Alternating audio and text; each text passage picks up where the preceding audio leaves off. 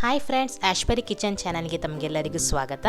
ಇವತ್ತಿನ ಈ ವಿಡಿಯೋದಲ್ಲಿ ಚಿಕನ್ ಗೀ ರೋಸ್ಟ್ ಯಾವ ರೀತಿ ಮಾಡೋದಂತ ತಿಳಿಸ್ಕೊಡ್ತೀನಿ. ಮೊದಲಿಗೆ ಒಂದು 10-12 ಬಾಡಿಗೆ ಮೆಣಸಿಗೆ ಬಿಸಿ ನೀರು ಹಾಕಿಬಿಟ್ಟು 10 ನಿಮಿಷ ನೆನೆಸಿಡಿ.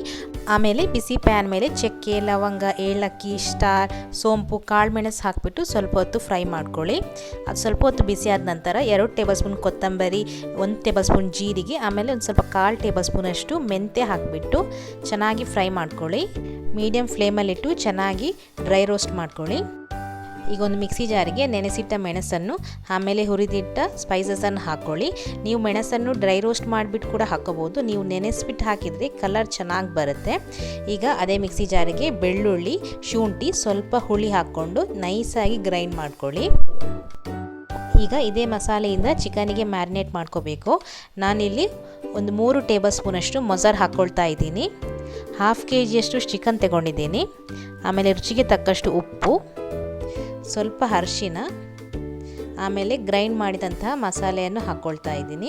ಚಿಕನನ್ನು ಈ ಮಸಾಲೆಯಲ್ಲೇ ಮ್ಯಾರಿನೇಟ್ ಮಾಡೋದ್ರಿಂದ ಟೇಸ್ಟ್ ಚೆನ್ನಾಗಿ ಬರುತ್ತೆ.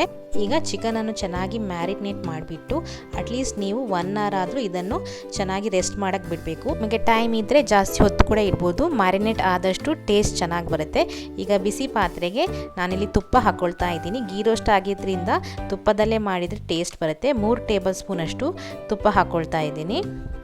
ತುಪ್ಪ ಸ್ವಲ್ಪ ಬಿಸಿಯಾದ ನಂತರ ಇದಕ್ಕೆ ನಾನು ಸಣ್ಣದಾಗಿ ಕಟ್ ಮಾಡಿದ ಒಂದು ದೊಡ್ಡ ಗಾತ್ರದ ಈರುಳ್ಳಿಯನ್ನು ಹಾಕ್ಕೊಳ್ತಾ ಇದ್ದೀನಿ. ಆಮೇಲೆ ಸ್ವಲ್ಪ ಕರಿಬೇವು ಹಾಕ್ಬಿಟ್ಟು ಚೆನ್ನಾಗಿ ಫ್ರೈ ಮಾಡ್ಕೊಳ್ಳಿ. ಈರುಳ್ಳಿಯನ್ನು ಸ್ವಲ್ಪ ಕಲರ್ ಚೇಂಜ್ ಆಗೋ ತನಕ ಚೆನ್ನಾಗಿ ಫ್ರೈ ಮಾಡ್ಕೊಳ್ಳಿ. ಈರುಳ್ಳಿ ಬಣ್ಣ ಚೇಂಜ್ ಆದ ನಂತರ ಇದಕ್ಕೆ ಮ್ಯಾರಿನೇಟ್ ಮಾಡಿದಂತಹ ಚಿಕನನ್ನು ಹಾಕ್ಕೊಳ್ತಾ ಇದ್ದೀನಿ. ಹಾಕ್ಬಿಟ್ಟು ಚೆನ್ನಾಗಿ ಮಿಕ್ಸ್ ಮಾಡ್ಕೊಳ್ಳಿ.